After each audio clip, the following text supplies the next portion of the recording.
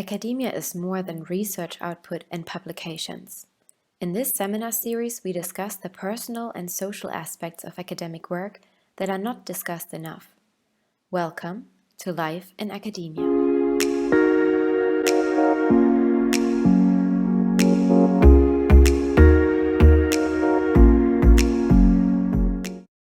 Okay, a very warm welcome to Myounghoon, Philart, Jeon. I will start referring him as Philart, and as you can already start getting hints from his name that we are hosting an art lover today.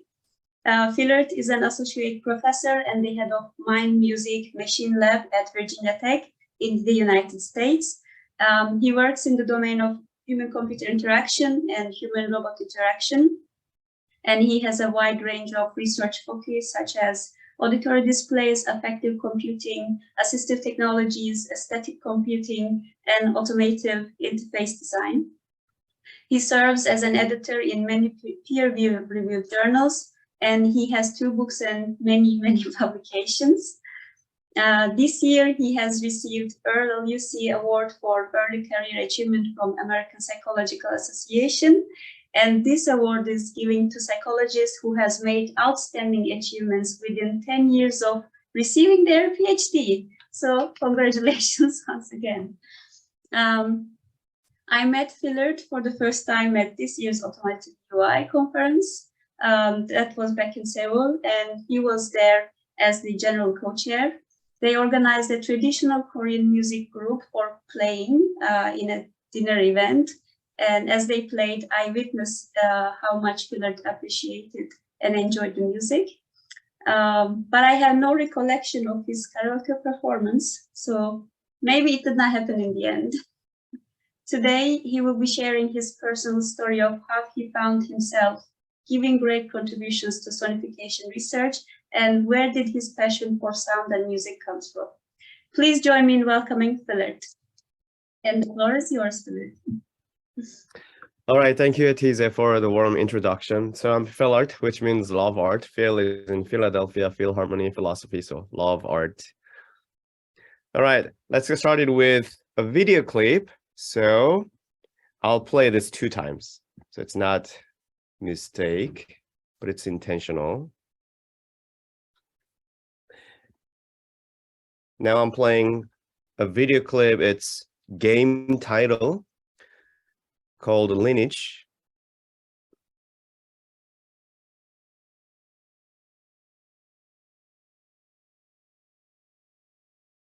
Oh, sorry, real quick. The audio is muted, I think, in your video on the right-hand side.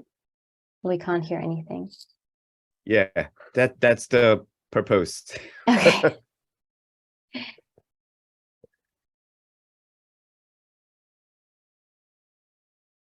All right. And then there's a text, lineage. And then now some warriors or knights, they're fighting. That's kind of war. So it's a quick visual. Okay, let me replay this. Now this time with sound.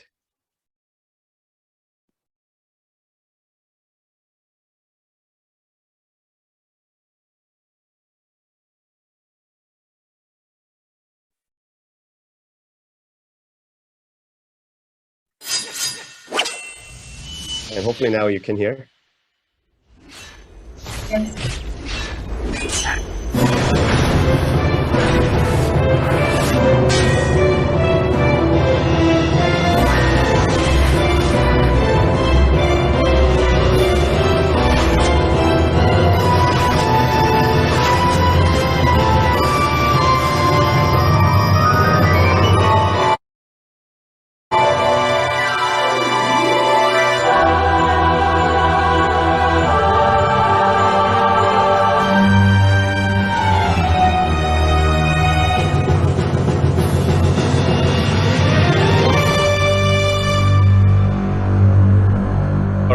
So which do you prefer?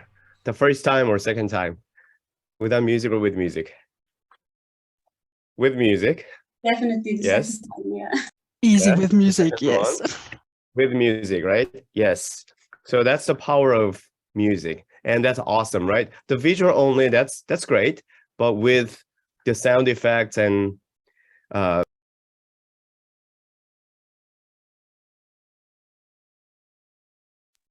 Looks like Philart is unmuted somehow. Could you? All right. Okay. Yes. Yeah. Host wanted to mute me. All right. So that was great. Yes. And even great because that's what I composed and I made all the sound effects for that. So that was my graduation work from Film Scoring Institute. So who doesn't love music? So it's interactive lecture. All right. So type in if you don't like music, if you don't love music. Okay, nobody. Thank you for all your participation. Everyone loves music. So I loved music. My mom was vocalist and I love music. And that was my dream. And that was my passion. So I wanted to be a singer. That was the longest and serious dream in my life. Maybe even for now, since middle schoolers. So I was singing and playing music and playing instruments maybe until I was college student. Still, I was very serious, wanted to be a musician and singer. And this picture is actually not from college, that from when I was in industry. So even in the company, I made groups, music group, and we played and we did performance. So that was my dream. But then now, I'm not a musician. I'm not a member of BTS, obviously. And I assume you all know BTS. It's Korean pop star. And I'm not American Idol, even though I'm living in the US as a citizen. So maybe this is the story of failure. So yes, I'm not a musician. I'm not a singer. But it really depends, right? How we see the angle. And it may be a story of sublimation.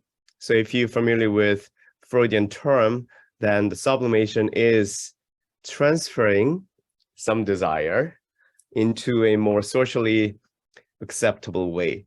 So I'm not saying being a singer is not socially unacceptable, but to me, that was way more difficult than being a singer, at least in Korea. That was very difficult. So it's about sublimation. And I want to give you some context. So I had maybe 2 or 3 big life choice moments. So the first one, when I graduated from college, I had 2 choices. One, maybe want to go to the graduate school for film, at that time, actually filmmaking, not film scoring, because I have another dream to be a movie director. So still, I watch movie every day. All my friends actually went to the grad school for film directing, and then they're still working in film industry. Another choice was was easier to go to the grad school about cognitive science. So I was fascinating. One of the motivations, many motivations, is this book, Guadalajara. So I hope some of you have already read this book. Of course, I still don't understand the entire book, but that was fascinating.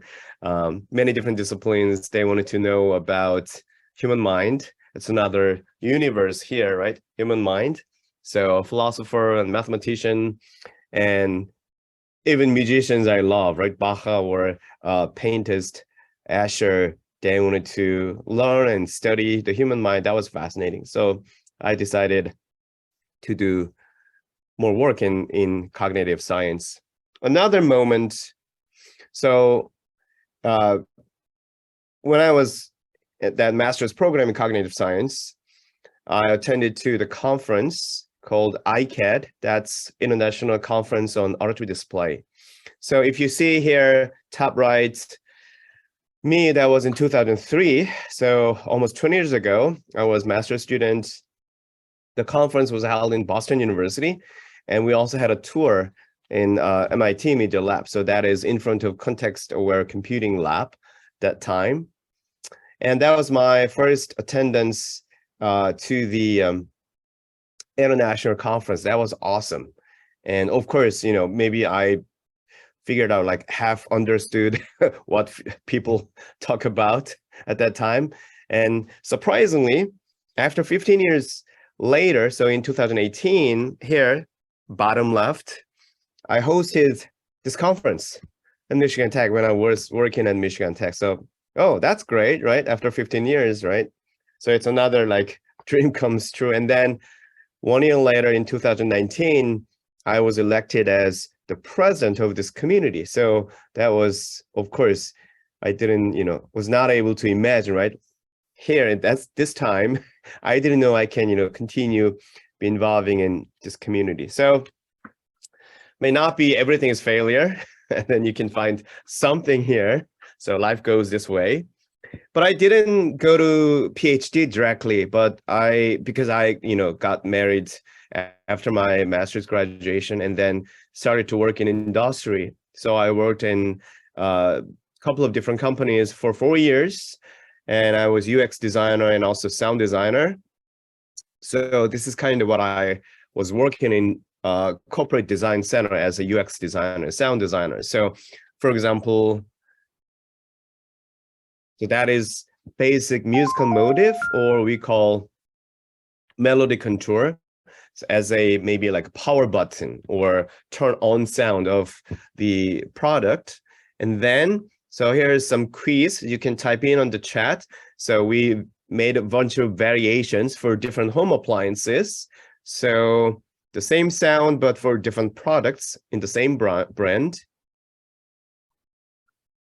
Exactly same melody, but can you guess which product this would be?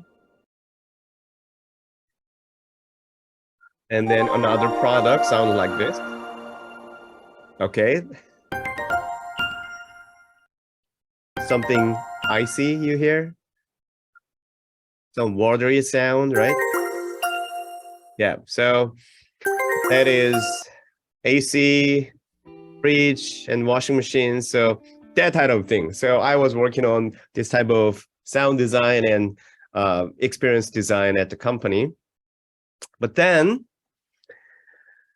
I still, because I had a dream, right? I want to be doing, music. And while I was working in industry, I actually started to study film scoring. So I went to the Film Expert Institute during the weekend.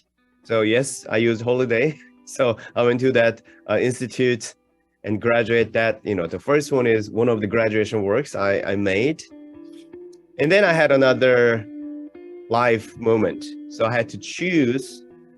So one of the teachers or professors at that Film Scoring Institute, he suggested making a new startup company about film scoring. So that was very challenging and work, but maybe I could start my career as a musician, right? Another opportunity is graduate school. So I applied. Meanwhile, I applied for graduate school and got several offers from different programs: computer science, cognitive science, and engineering psychology. And then, yeah, probably I thought still being a musician is hard. So I didn't go that route, and then ended up going to Georgia Tech Sonification Lab. So this is one of the projects I was working when I was a graduate student, PhD student at Georgia Tech. So it's called Accessible Aquarium Project. So we sonified the aquarium scene, the movement of fish and color and types into music and sound for blind people. So that's how I got into where I am currently. So that's the whole story. I mean, of course, part of the story, but hopefully you understand my background. And then, so for the remaining part, I'll be talking a little bit about, so half of the time, what I'm working on right now. And then if you expected to hear many sounds from today's talk, Yes, that's exactly.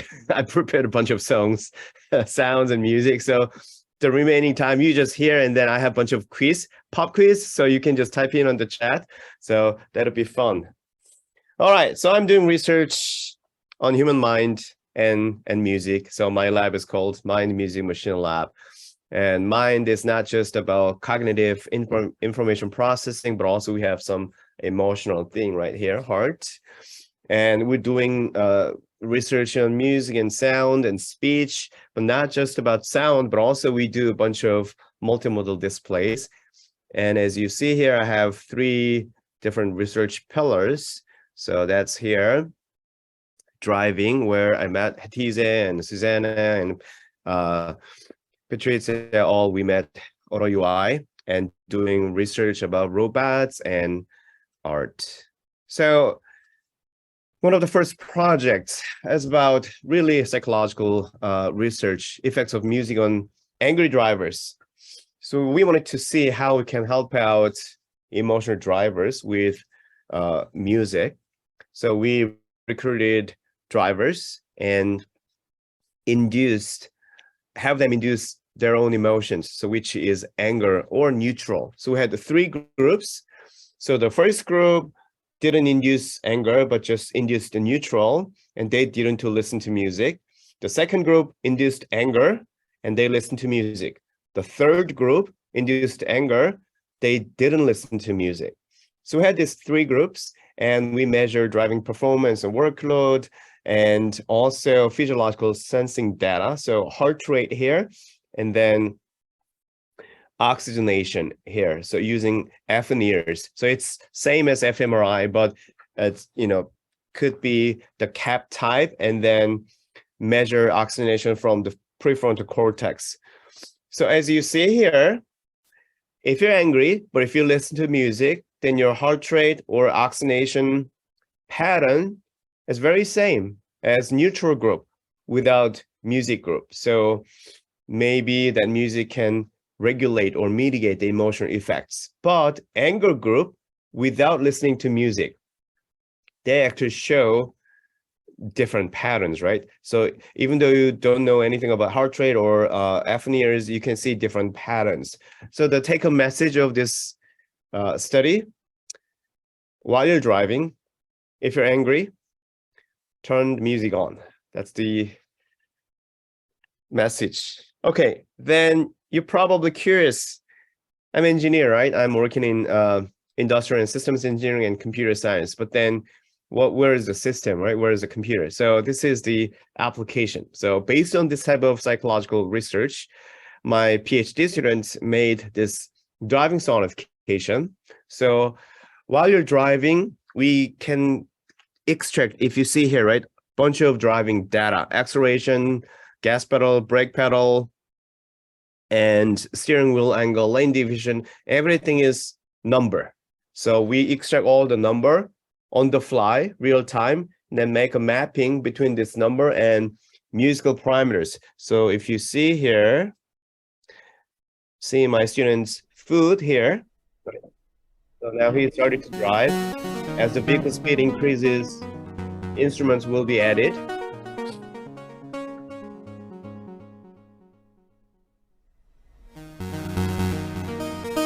Oh, if I go to chat, then actually stop. I see.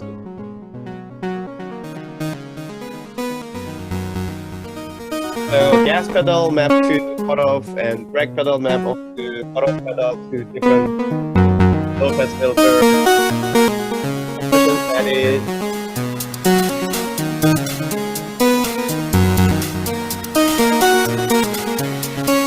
All right. Basically, what we're hearing is how you're driving right now. It's reflecting your driving style, your driving patterns, right? So let's say if you drive eco-friendly, then maybe you can hear some harmonized music. But if you drive like harshly or bad drivers, then maybe you hear some cacophonous sound, right? But also, if you do reverse mapping, then we can generate some music and sound about how you're supposed to drive, right? It's all depending on different mapping. And then these studies were about manual driving, but of course we do nowadays more and more research about automated driving. And then I'll play another video about how we made sonification and auditory displays for highly automated driving.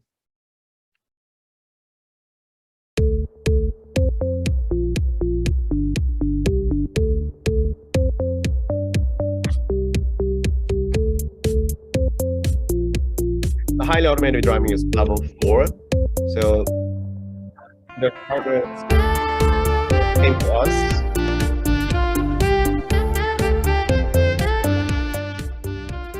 Making some sonification for level 4 automated vehicles.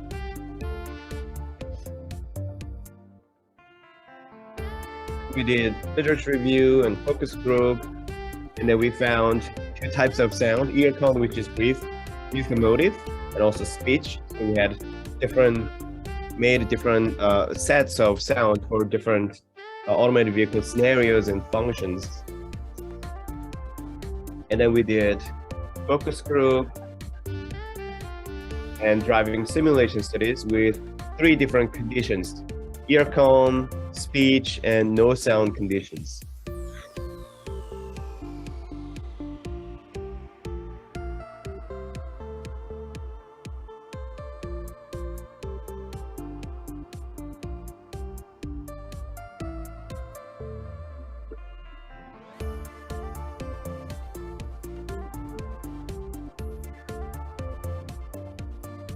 And then in the driving simulation study, ear cone significantly improved their workload and also showed higher situational awareness.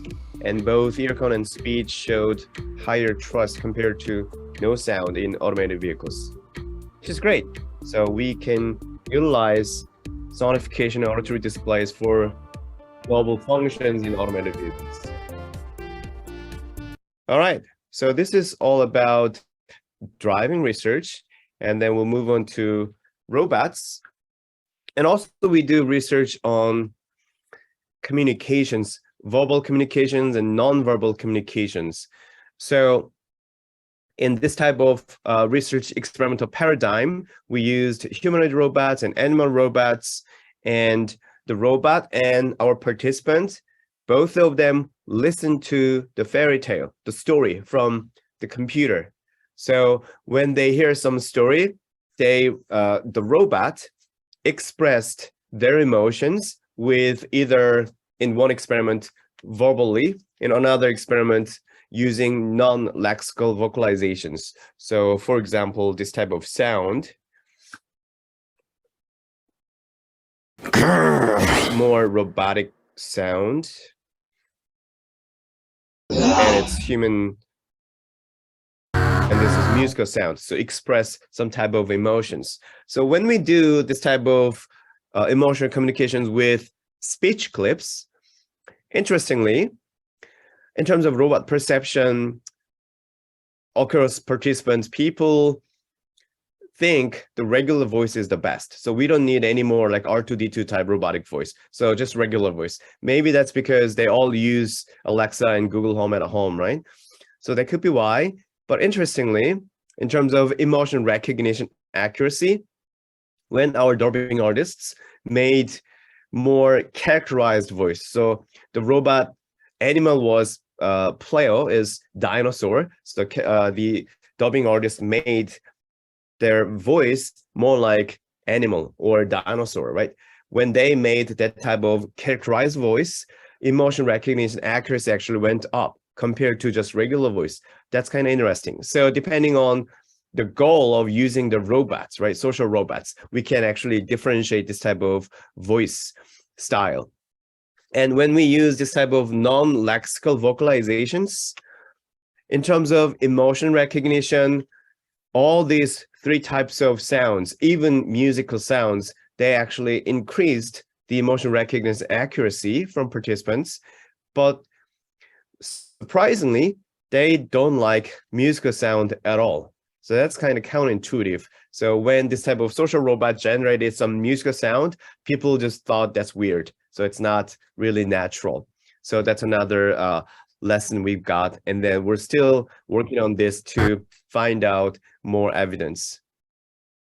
The second project is about assistive robotics. So we wanted to design musical robot, or the dance robot for children with autism to promote their social interactions. So a couple of questions follow here, right? So why do you want to use a robot for kids with autism? So a bunch of research has shown that people with autism, they prefer robots, computers, or even animals compared to human being as their counterpartner.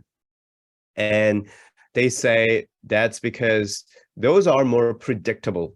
They have less cues and also easy to process compared to humans. So we used robots in our research. And then why social interactions, why emotion matters here? By definition, people with autism, they have difficulties in terms of making social interactions, and emotion is the core part of that social interactions, right? So we used robots, and then we did a bunch of different research for 4 years with collaborators. We sometimes made maze-type robot stations, and we robots demonstrated different types of social interactions with different sensory cues. And this, in the right side, one of my computer science master students' thesis. So she did research using the dance freeze game. So kids had 2 different conditions. One with robot dance partner with child. Another is robot dancer. So my student, she was a Confederate, so she worked as a dance partner. And surprisingly, not all kids love or prefer robot partner. So if you see here, a bunch of different dependent measures, and we had only 3 autistic kids. So the first 3 kids data coming from separate autistic child, but the last one is the aggregated or averaged neurotypical children. So as you see, in all types of dependent measures, neurotypical kids' behavior and dependent measures show high, right? But only here, interaction with robots, that dependent measures, children with autism's data even higher, statistically higher than neurotypical kids. So only kids with autism, they prefer interacting with robot partners rather than human partners. But neurotypical kids, no, they actually they prefer interacting with human partners. So this type of research is another justification for, okay, why and how we can utilize robot for this children with autism.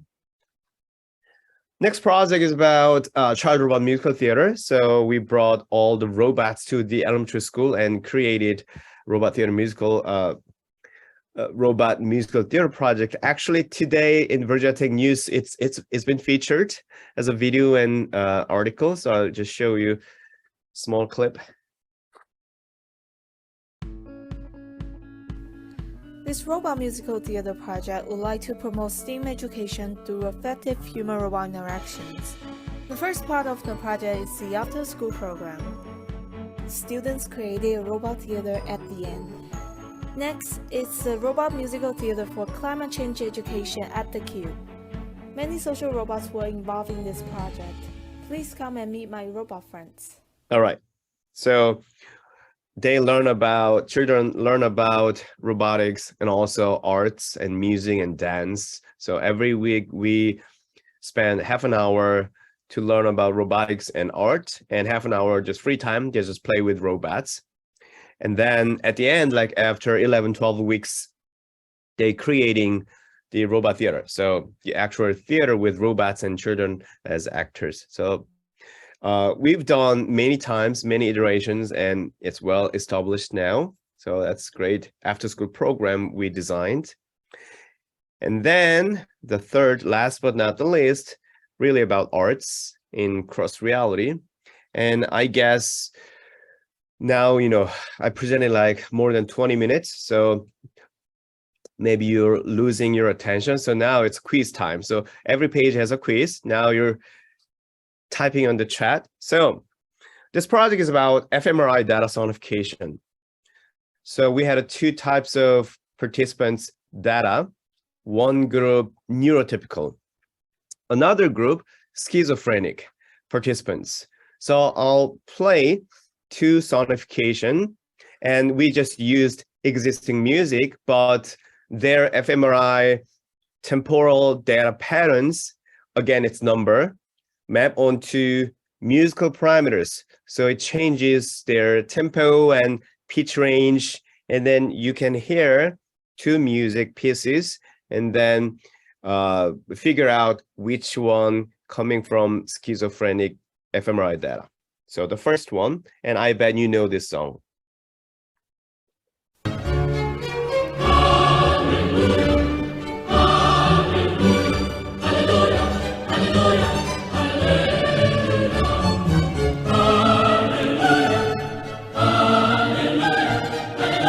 All right, and the second song. So you can type in which sonification coming from the mapping with schizophrenic participants.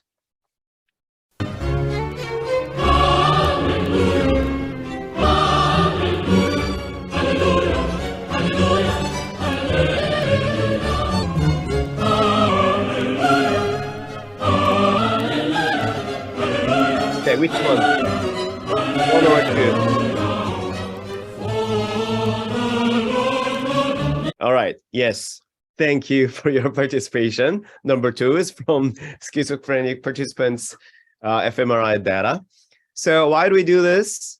As kind of science communication. So we promote sonification so they can learn, oh, we do visualization, but also we can do sonification, right? From the data, we can sonify and then learn about different things. And also psychologically, students and public, they can learn about the construct of neurological disorders, right? So we made mapping so that people intuitively learn about what they see in the world, right? How they see and how they sounds like. Of course, the sounds doesn't come from their brain, no. And this is not the sound they hear, no.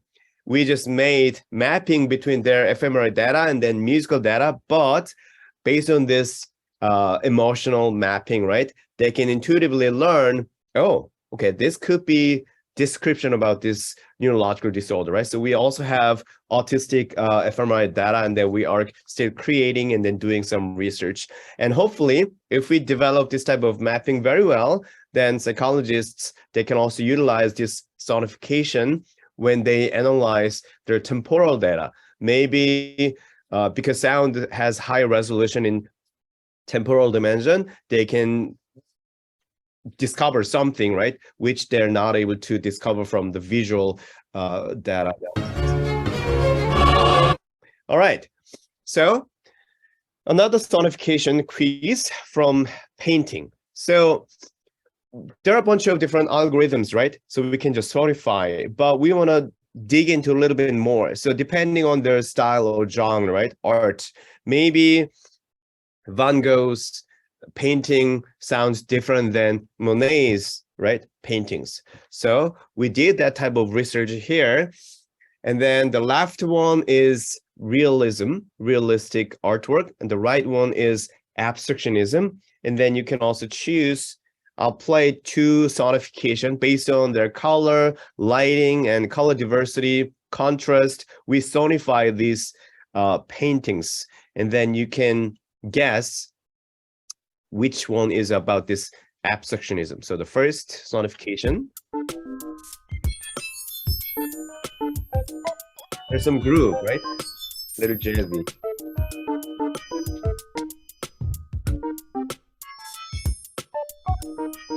All right, and then the second.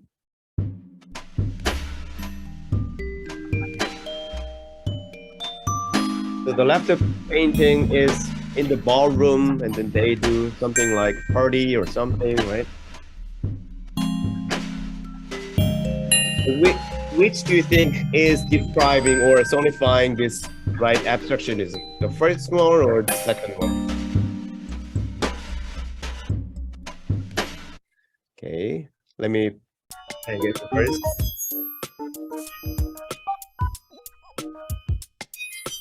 All right. Of course, you don't need to be disappointed.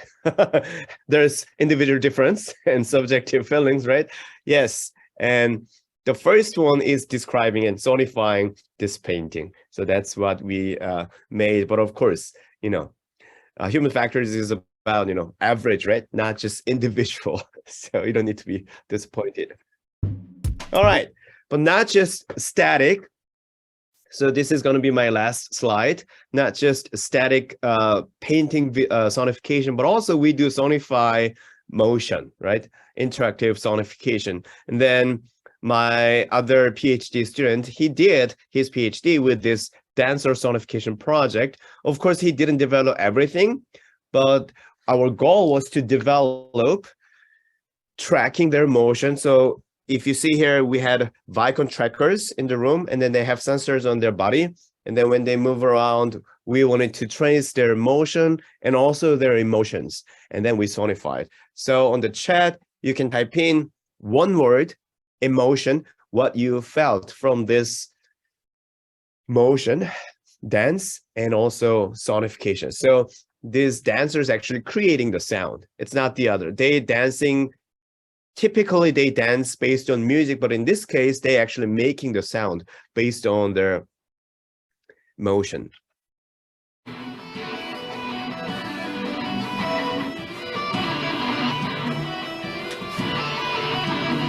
Yeah, and you can write down the emotion.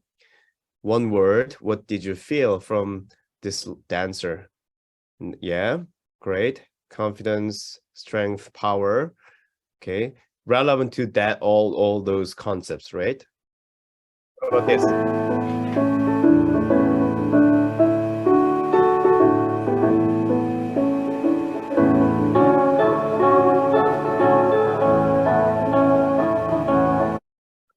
Any emotion, feeling, dreaming content? Yep. So the first one we intended to be anger. So power and confidence, yeah, that's very close.